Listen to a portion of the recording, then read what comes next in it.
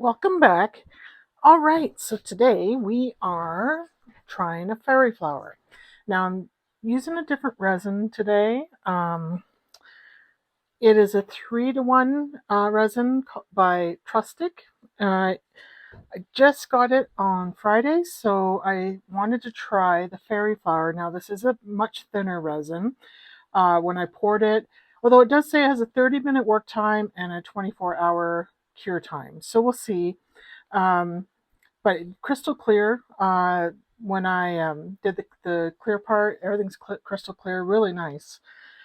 So I have my colors mixed up. I am using the Liquitex acrylic inks in magenta, Peruvian blue, and yellow medium. And for my white, I'm using Cast and Craft.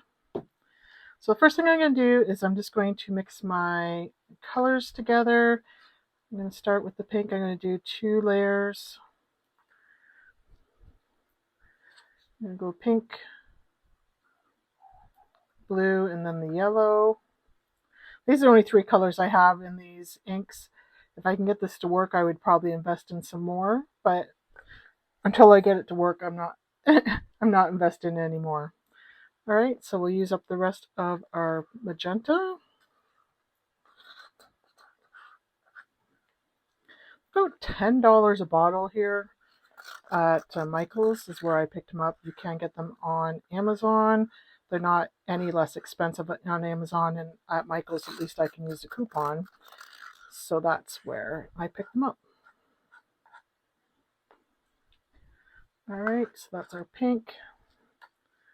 And use up the rest of the blue. I am going to put the white dots in, and then I'm also going to add the white at the end. So I'm interested to see how the white mixes in with this thinner resin.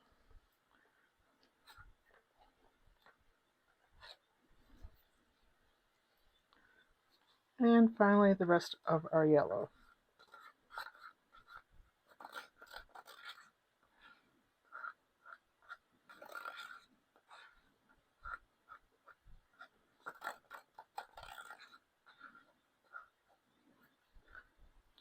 Okay, let's give that a zigzag. We're not mixing it per se, just...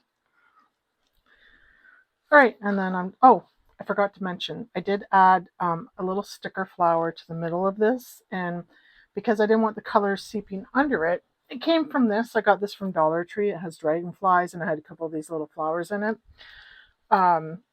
So what I did was I put some UV resin down, and then I put the flower in it, and then I cured it. So we'll see how that looks when it's done. That should prevent any of the colored resin from seeping underneath of it.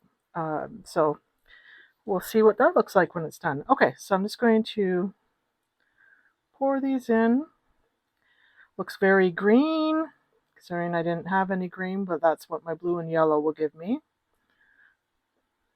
So already, what the difference I've seen between these and what I've done when I've done these in the past is I haven't seen that green before. So that tells me that these are probably based on the thinner consistency of the resin, definitely mixing more with each other. The colors are mixing more with each other because when I've done these in the past, and I don't have one handy to show you, but it's not the greens that come out, not that much.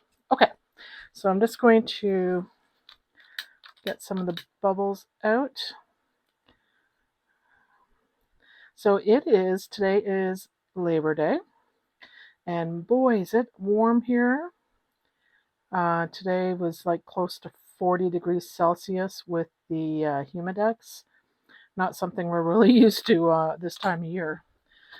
All right, so I'm going to use, I like using these little pipettes to do the dotting rather than a icing bag. I'm going to cut off the end to make it, well, you know what, the resin as thin as it is, I think maybe I'll just try this instead. So I've already mixed in my Cast and Craft into my clear for this one, so let's see what we get. And we're just going to add in our dots, and these will move to the middle.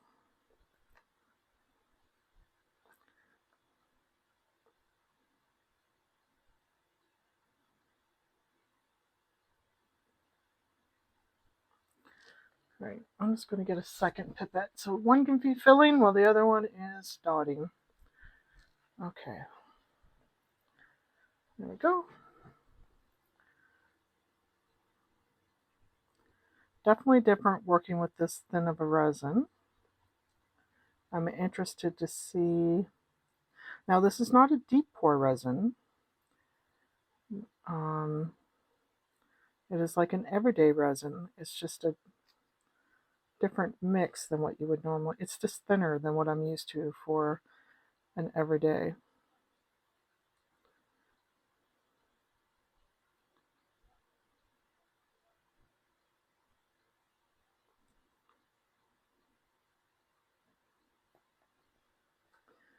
Now, I tried this based on, so this was easy for me to get here in Canada.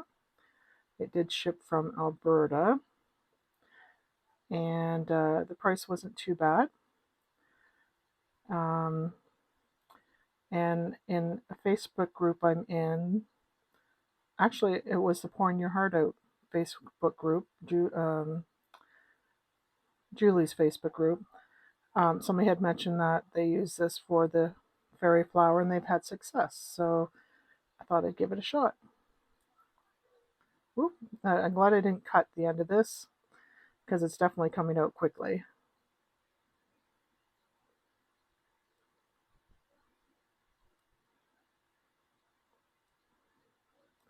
I think I always wonder, like, people really don't use, well, some people, I mean, I don't use coasters around here. I don't really have anything that, I don't have wood furniture or anything that I worry about a whole lot, but they're just so popular for people to watch the making. And I think as a maker, the most exciting part about a coaster like this is the unknown. You don't know what's going to look like until you unmold it after it cures. And so I won't be able to unmold this until tomorrow. And it's that fun of coming in, see how much that quickly that drips out. I'm not even squeezing the pipette. To come in tomorrow and to be able to unmold this and just to see what I've created. This mold is I did order this from Julie from Pouring Your Heart Out, her eBay store. This is her fine edge coaster. So it's a little bit deeper.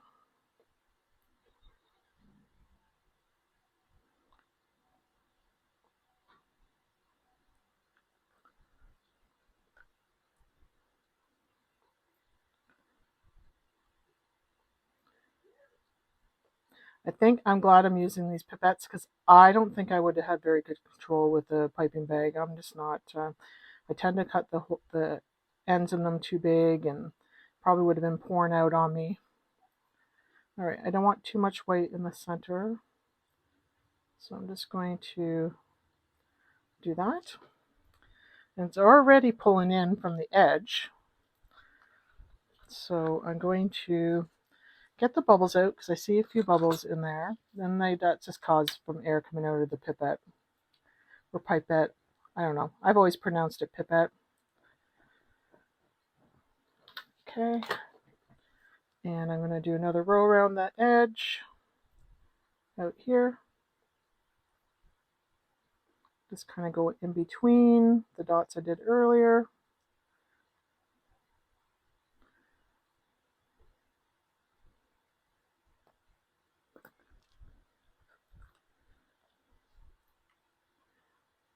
Now, I've watched Julie do this, but without pouring the white in the middle. And she's gotten some pretty results from it. I'm not going to try that yet. If I could achieve this one first. That's why I put that little flower in there. Rather than putting stones in the middle, I put the flower in. My stones, when I put the stones or the crushed glass in the middle, it tends to um, kind of take over.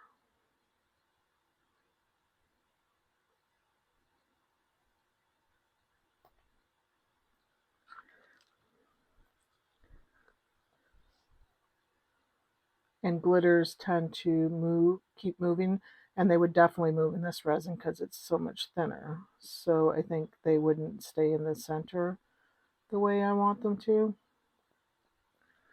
All right, so that's pretty much it for the white I have in my cup.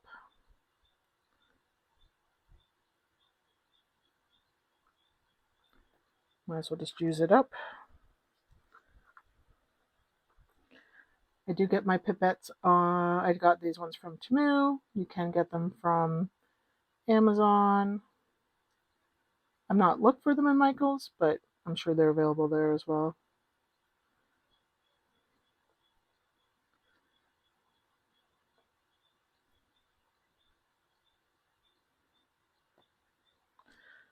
Okay. All right, so what we're gonna do, oops, I'm just gonna add a couple more out here. And balance it off on the other side.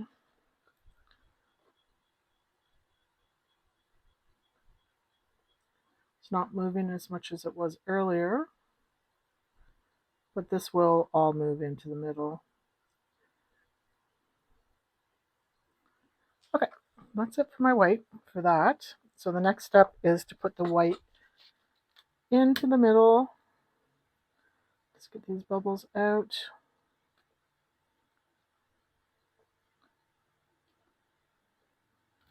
All right, and here's my white. It's not as opaque as um, the stuff I did with the bubbles, and I'm just going to pour this directly into the middle, just like that. Now it's going to pull back in.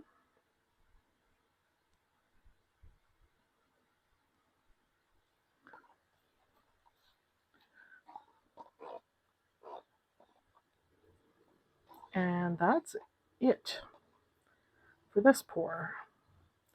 I'm not putting anything else in the middle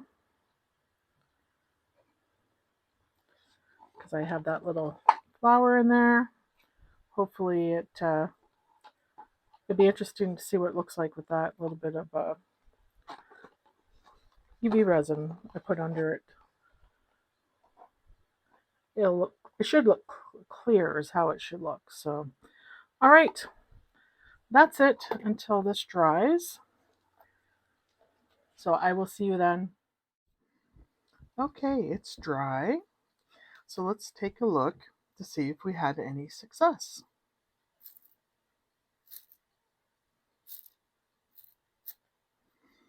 Fingers crossed.